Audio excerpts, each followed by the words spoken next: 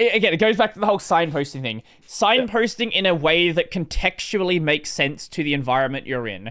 Yellow paint on things for the sake of yellow paint, it feels lazy because it is lazy.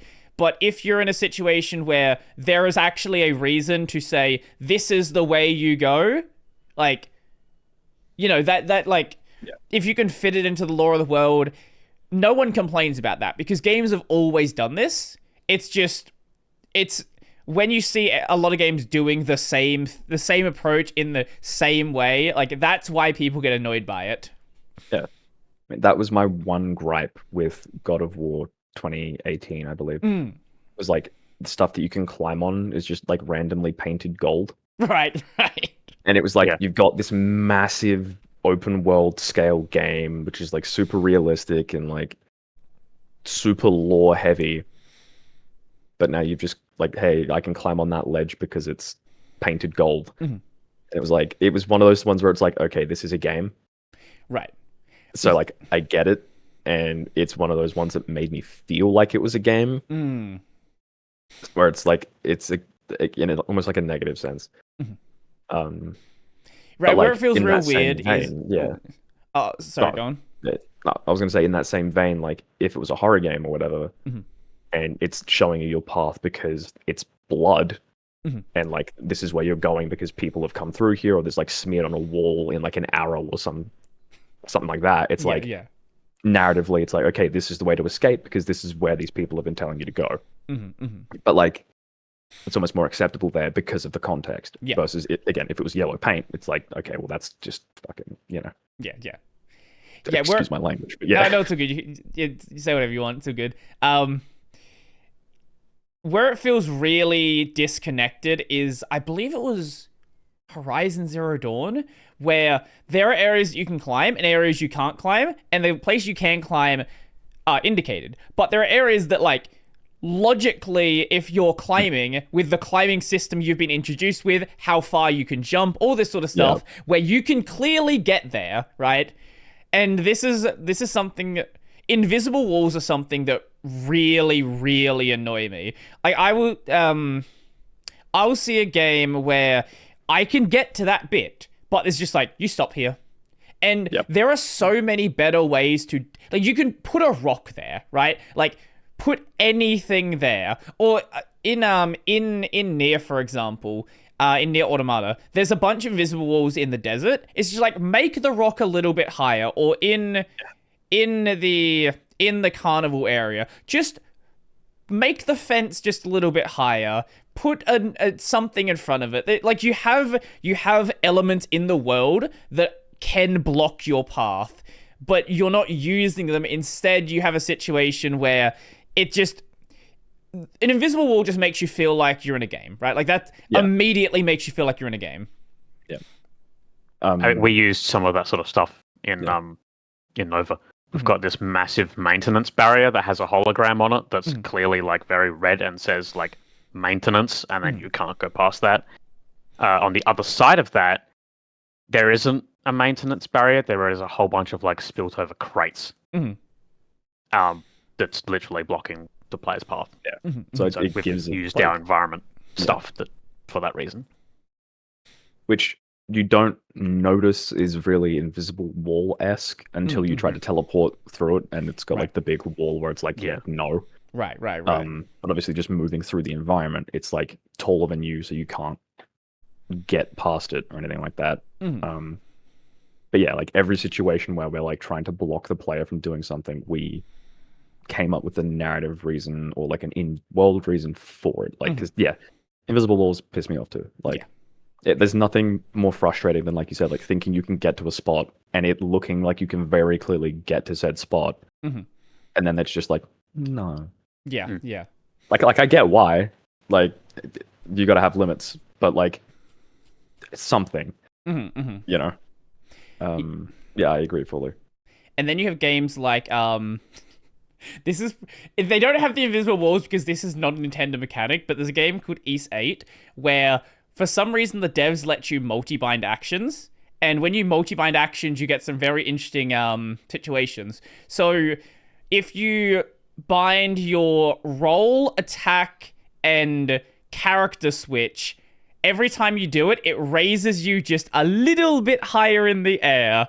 And the game has a lot of load zones that are accessible that shouldn't be accessible. So you can, I think the game to actually normally finish, I think takes like 80 hours. The speed run for it is like maybe 3.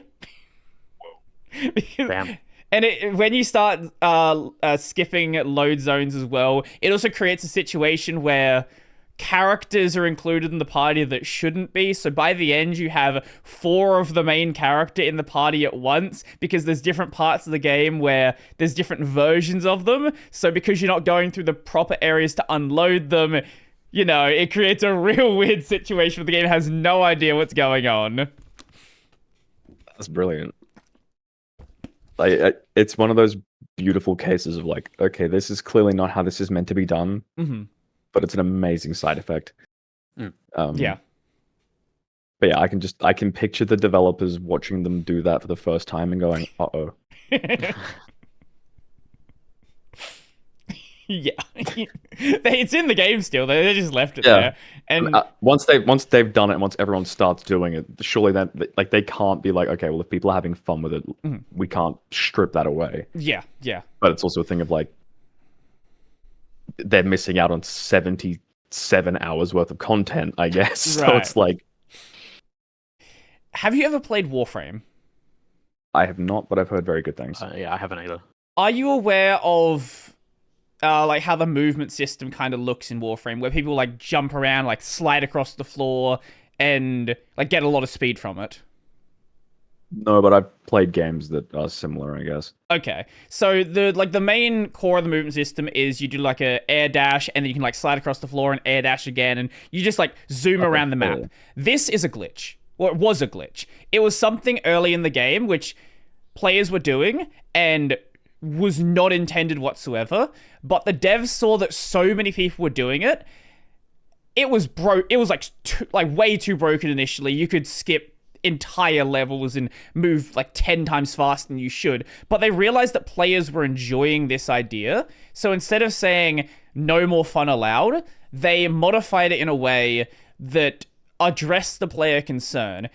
Another example I think of with this is in Path of Exile, where early on what people would do is when you get to like the end game section, you basically always want your potions to be active because some of them give you more armor and more evasion, things like that. So what people were doing is, initially they were doing something called pianoing the flasks, which is they just run their fingers constantly along them, because as you're killing enemies, it's regenerating flask charges as well. So you could just forever do that. Eventually people started using like auto hotkey scripts to do the same thing. The devs realized that everybody was doing this, so instead of saying, no, there's now going to be a cooldown on this, we're going to change how enemy mechanics work so you don't need to do so, they introduced something into the game where you can now conditionally activate potions. So it's like, oh, if you are on fire, you can use this potion to give yourself fire immunity. If you have full flask charges, it will automatically use it. If the potion next to it is used, it'll activate that one. So they provide the system within the game to address a player concern rather than just saying, we don't like what you're doing. This is not out. Like, they addressed an issue the players had rather than saying, this is not within our vision. We're going to say, you can't do that. I think the term that I've heard used for stuff like that is when a bug becomes a feature. Mm-hmm. Oh, yeah. It's like, you know, like, yeah, this isn't how we planned it. This isn't what we intended on. This is a major, like, screw up on our end. Mm-hmm. But if people are enjoying it, at the end of the day, you make games so that people can have fun. Right. Unless it's Dark Souls in which you want to punish them. But if they find that fun, then, you know, at the end of the day, mission accomplished. Mm-hmm. So yeah, like it's a compromise that I think is worthy in terms of, yeah, like if that's where the fun is, then let people have fun. Mm-hmm. So as you've go on. Well, I was gonna say, like, in Nightlight, it was something that we learned in terms of interactivity in our sort of first room that you spawn in. we only had like a couple little things that you could sort of pick up and play with to start with. But the more that we added in slowly for people to pick up and interact with, the more people we interacted with. Like they, at one point, and especially like the kids and stuff, they would go into that room, grab every single thing, fling it around like it's nothing. Right. Anything not bolted to the ground, they're going to pick up. Literally. And they got mad when it was bolted to the ground. To the point that like there was like a green packet of chips in a bin. And I remember it was green because we regretted making it green because it stood out in the bin. But not just the kids, full-grown adults would look down in the bin and try and grab it. And because it was in the bin, we were like, oh, that's fine. It could just be like one of the set dressing ones. You don't need it like purely for decoration. But like, yeah, people would try to pick it up and they're like, oh, and we're like, oh, okay, I guess we got to make that one grabbable now too. So like, moving forward from that, it's been like, okay, have that stuff in place from the jump, like in the med bay. It was like Matt made a captain's hat. Yeah. And the first thing I said was, people are going to try and wear that. 100% people are going to try and wear that. And they did try. Yep. But we had made the mechanic to make them wear the hat. So it's learning that, like, people want to touch everything, and if they can't touch everything, they get upset. Especially even then, in they still have to have a limit, though. Yeah. Right. I think the earlier in the game, the more stuff you can grab, because people are still fanatically like, oh, this is so fun, grab and toss and lob and whatever. But then as they move forward, they kind of get past that initial, like, I want to throw stuff part of it, and it's like, okay, what's this game actually about? So we can kind of get away with making the less of it grabbable, where it's like, okay, well, if you've picked up that white cup 43 times already in like the start of the game, now it's just stuck in place because you know that you can grab it, so you're not gonna want to grab it because that's not the fun thing to grab. Hey, what's that new thing? Let's make that. Yeah. You know. Right. So yeah, it's again, it's a balancing act in terms of optimization and stuff and what as well. But yeah, it's definitely one of those things where it's like you learn quick about where the fun is and like what your perceived level of what the fun is versus I'm gonna grab everything and swing it like a madman. Like, I remember in one of the, I think it was like a bedroom or something, there was like a lore tablet in there, but there was also a coffee machine with a mug. Yep. And obviously I had to go grab the mug immediately after I saw it. Yeah. We don't have it set up so that you can like actually like spurt coffee out or anything like that, but like, yeah, like we had those same little cups in Nightlight on a water cooler. So we were like, you know, people liked it there. It might as well carry it across and just have a couple things you can. It's more role play than anything because people grab it and like pretend to drink and like and like throw it across the Mark V. But like, you know, like it's again, if they're having fun, they're having fun.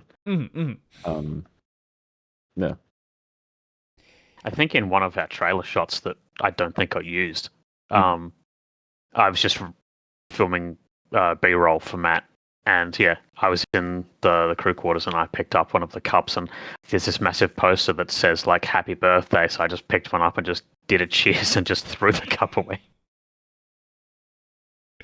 Yeah, I think with you see all of these like, simulator game 5000, and in a lot of those games, it's sort of, I guess it's sort of conditioned people, if they're in a VR context or something where it looks like things are going to be grabbable, people kind of expect that to be the case now. It's like, if there are things that are, like, if it's something that doesn't look like it is bolted to the ground, it's something they're probably going to expect to be movable.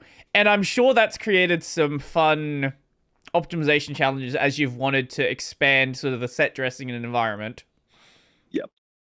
In the room down the hall from that bedroom alone, there's like bookshelves.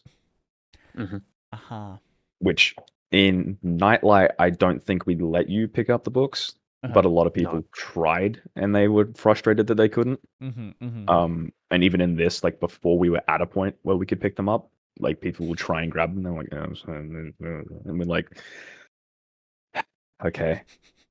Yeah, it was literally one of my jobs this week to go and add in more books and like folders to grab on those bookshelves.